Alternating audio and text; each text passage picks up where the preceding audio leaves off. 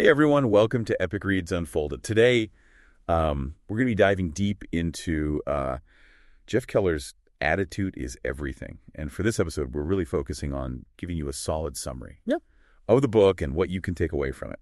Now, this book is packed with stories and practical advice on how a positive attitude can unlock success in all areas of life. It's interesting because Keller doesn't just tell you to be positive. He actually grounds the idea in his own personal experience. Yeah, see, he was a successful lawyer, but he was deeply unhappy. And get this, he was actually inspired to change his life by an infomercial he saw late one night.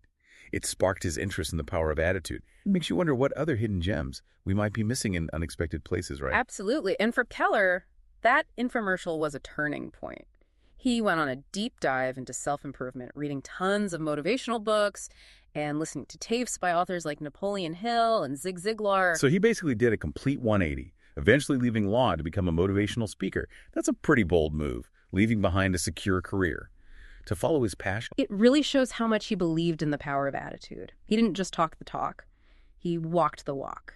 I think it's a good reminder for all of us that sometimes making a real change requires us to take a leap of faith, even when it feels risky. Now, one of the core concepts in the book is this idea of attitude being like a window to the world. It's such a vivid analogy, isn't it? Keller explains that our attitude, just like a window, can get smudged by negativity. All the disappointments, rejections, doubts, they build up like dirt on a window, obscuring our vision and limiting what we see as possible. We get so focused on those smudges that we lose sight of the bigger picture. The potential that's still out there. Exactly. And the key takeaway here is that we have the power to clean that window. By consciously shifting to a more positive mindset, we can wipe away those negative smudges and open ourselves up to new opportunities and possibilities. Keller argues that we have a choice in how we perceive and respond to our circumstances. He even uses the powerful example of Viktor Frankl, who was imprisoned in Nazi concentration camps during World War II. Even in the face of such unimaginable suffering, Frankl found meaning and purpose. It's a powerful reminder that we are not merely victims of our circumstances. We always have the power to choose our attitude, even in the midst of adversity. Keller breaks down how this works in a really clear way. He explains that our thoughts directly influence our words, and our words shape our beliefs. These beliefs then drive our actions, which ultimately lead to specific results in our lives. It's a chain reaction, and it all starts with our attitude. That's why cultivating a positive attitude is so crucial. It sets off a ripple effect, influencing every aspect of our lives. It's like a seed that, when nurtured, can grow into something truly remarkable. And one of the most practical techniques Keller highlights for cultivating that positive attitude is the power of visualization. Yes. He talks about how successful people from all walks of life use visualization. I mean, even Celine Dion visualized her music career when she was just 5 years old. Think about that. It's amazing, right? And then there's that incredible story about Jim Carrey. Remember, he wrote himself a $10 million check back in 1987, visualizing his future success. And guess what? Within 5 years, he achieved it. That story really highlights how powerful a tool visualization can be. Jim Carrey believed in his vision so strongly, he made it tangible with that check, and it ultimately manifested in his reality. What's fascinating here is that it wasn't just wishful thinking.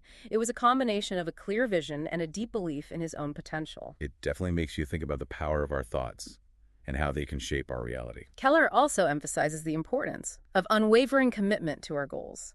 He tells some pretty inspiring stories about people who achieved incredible things through sheer dedication. Remember the story about David Baldacci? He was a lawyer raising a family and still managed to find the time to write from 10 p.m. to 2 a.m. every night. Yeah, talk about commitment. That kind of dedication is mind-blowing. And then there's the story of Jerry Gladstone, who wanted to work with Disney, but kept getting rejected. For 3 years, he kept trying.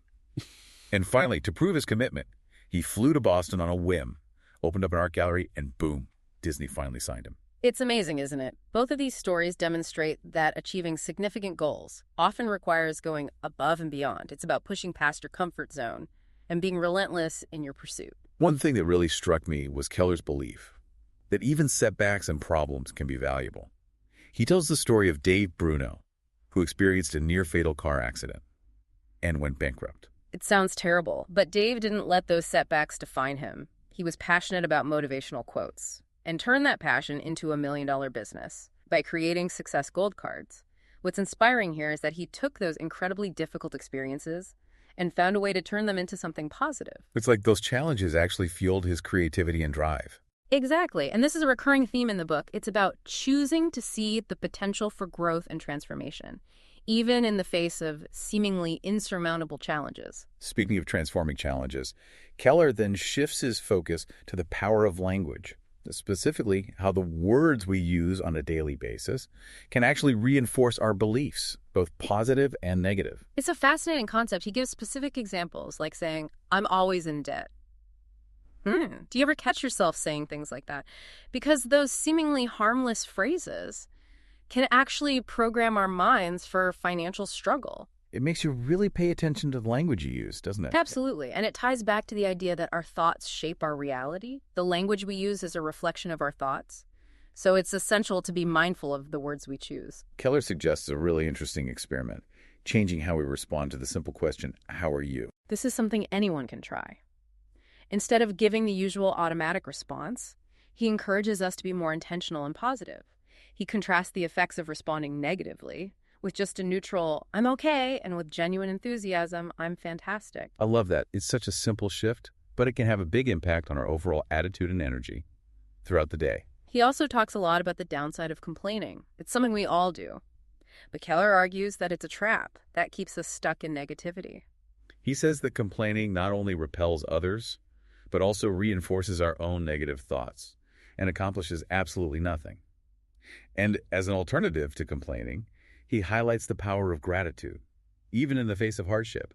He shares a story about Pedro, a bellhop who remained positive despite losing everything in Hurricane Mitch. Pedro's story is so inspiring. It shows that even in the darkest of times, we can choose to focus on what we have rather than what we've lost. And that choice makes all the difference. It determines whether we spiral into negativity or find the strength to rise above our circumstances. Keller then introduces this idea called the sponge theory, which really got me thinking.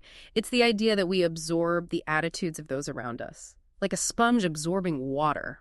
It's kind of a sobering thought, isn't it? It makes you realize how important it is to be mindful of the company we keep. Exactly. It emphasizes the need to surround ourselves with positive, supportive people who lift us up rather than drag us down. Keller even suggests being selective about the media we consume and the information we allow into our minds. He encourages us to take a hard look at our friendships and consider limiting time with those who are constantly negative or draining. Instead, we should actively seek out relationships with people who are positive, inspiring, and supportive of our goals. It's about creating an environment that nurtures our own growth and well-being. It reminds me of that saying, you are the average in the 5 people you spend the most time with. That's so true. And it makes you realize how much power we have to shape our own reality by choosing who we allow into our inner circle. And, it's not just about who we surround ourselves with, but also about how we handle our own fears. Keller talks about the importance of stepping outside our comfort zones and confronting the things that hold us back. He lists some of the common fears people face: public speaking, rejection, failure, making a career change. It's comforting to know we're not alone in these fears, right? Absolutely. Most of us struggle with these same anxieties, especially when it comes to growth and change. And Keller's point is that courage is a muscle that gets stronger the more we use it. So by repeatedly facing our fears, we build our confidence and expand our comfort zone. It's like anything else. The more we practice, the better we get. He even reframes failure as a stepping stone to success. He shares these incredible stories about people who experienced major setbacks before achieving their goals. Remember the story about Sally Jesse Raphael? Oh, yes. She faced over 26 years of setbacks and rejections before finally achieving success in television. It's mind-boggling to think about the persistence and resilience she must have had. And then there's the story of Jack Canfield and Mark Victor Hansen, who got 33 rejections. Before their book Chicken Soup for the Soul became a massive bestseller, their stories are a testament to the fact that failure is an inevitable part of the journey, and it's how we respond to those setbacks that ultimately determines our success. So it's not about trying to avoid failure, but rather about learning from our mistakes, adapting, and continuing to move forward with even greater determination. Exactly. And Keller doesn't just talk about personal development in a vacuum. He also emphasizes the importance of connecting with others in a meaningful way, especially through networking. I found his perspective on networking refreshing.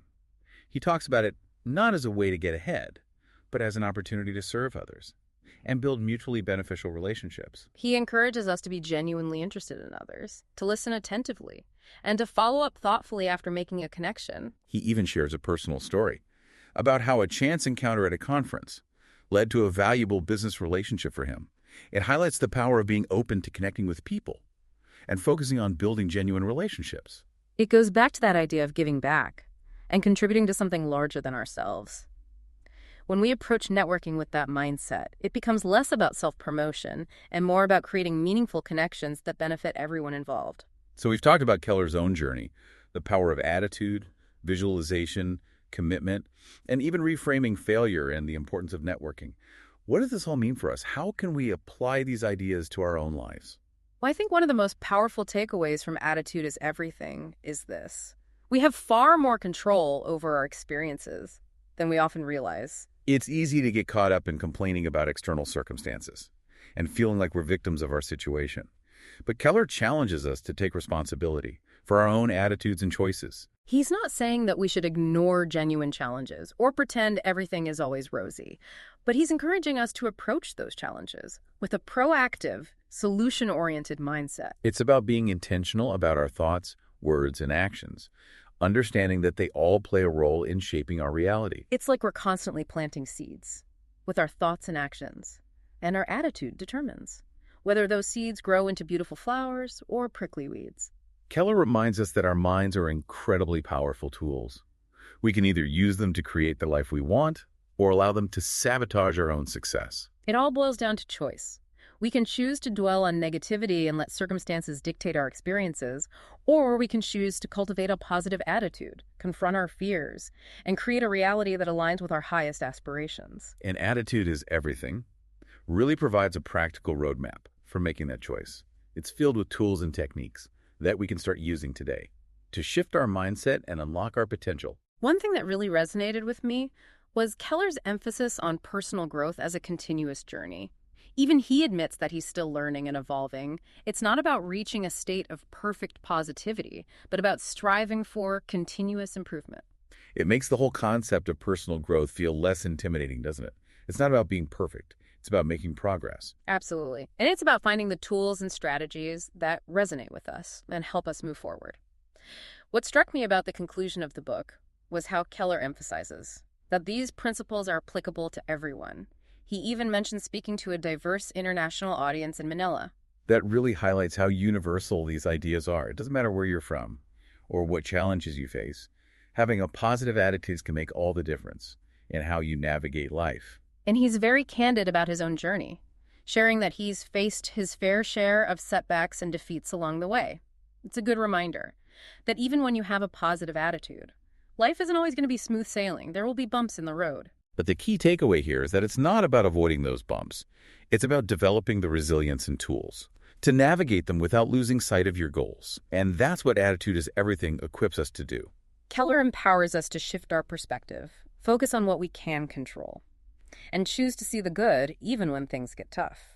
It's a message that's especially relevant as we move into a new year, a time when many of us are setting new goals and intentions. So if you're looking for a book that will inspire you to embrace positivity and unlock your potential in the coming year, Attitude is Everything by Jeff Keller is a great place to start. It's a practical and inspiring read packed with actionable advice and real-life examples. And it leaves you with a sense of hope and possibility. It's a reminder that we all have the capacity for greatness, and our attitude is the key that unlocks it. And remember, if you enjoyed this deep dive, subscribe to our channel for more insights on various books.